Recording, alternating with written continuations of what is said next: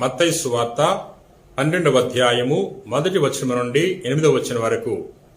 నేటి సువార్తలో యేసు ప్రభు సబ్బాతు దినము గురించి, విశ్రాంతి దినము గురించి తెలియజేస్తున్నారు. ఒక విశ్రాంతి దినము రోజున యేసు ప్రభు తన శిష్యులతో కలిసి పంట పొలము గుండా నడిచి వెళ్తున్న తరుణములో శిష్యులు ఆకలిగొని వెన్నులు విరిచి తినటం ప్రారంభించారు. అది చూసిన పరిసయ్యులు ప్రభుని ప్రశ్నిస్తున్నారు, ఎందుకు నీ శిష్యులు విశ్రాంతి దినం యొక్క నియమాన్ని పాటించట్లేదని. ఈ పరిసయ్యులు విశ్రాంతి దినం గురించి సరైన అవగాహన లేకుండా జీవించేవారు. అందుకనే ప్రభు వారికి తెలియజేస్తున్నాడు, మనిషి కుమారుడు విశ్రాంతి దినానికి అధిపతి అని తెలియజేస్తున్నాడు. విశ్రాంతి దినము మనిషి కొరకు ఏర్పాటు చేయబడినది. విశ్రాంతి దినము రోజున దేవుణ్ణి మహింపరచాలి, గణపరచాలి ప్రియా మిత్రులారా. ఎందుకంటే దేవుడు సకల సృష్టిని 6 రోజుల పాటు కలుగజేసి 7వ రోజున విశ్రాంతి తీసుకున్నాడు. ఆ 7వ రోజున మనం దేవునితో గడపాలి, దేవుని స్తుతించాలి, మహింపరచాలి ప్రియ సహోదరి సహోదరులారా. యేసు ప్రభు ప్రతి విశ్రాంతి దినం రోజున సాధించేవాడు. మనం కూడా ప్రతి ఆదివారం రోజున దేవునితో గడపాలి.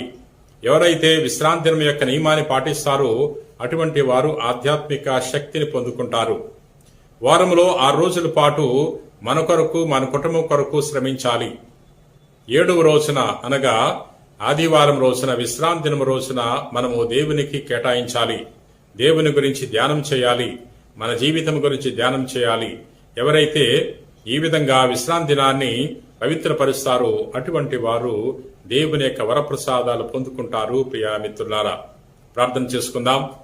ప్రేమ కలిగిన ప్రభువా, దయగల సర్వేశ్వర ప్రభువా, నిన్ను స్తుతిస్తున్నాం, మహింపరుస్తున్నాం, గణపరుస్తున్నాం.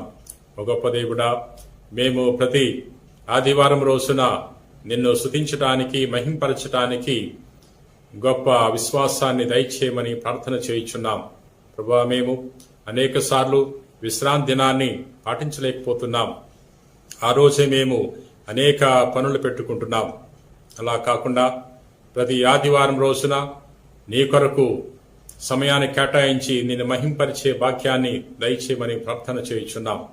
ప్రభువా, ఈ రోజున ఎవరెవరైతే ఈ వాక్యాన్ని ఆలకించి ప్రార్థన చేయుచున్నారో అటువంటి వారందరినీ కూడా ఆయురారోగ్యములతో, సుఖ సంతోషాలతో దీవించమని మా నాథుడైన క్రీస్తు ద్వారా మనవి చేయుచున్నాం తండ్రి. ఆమెన్.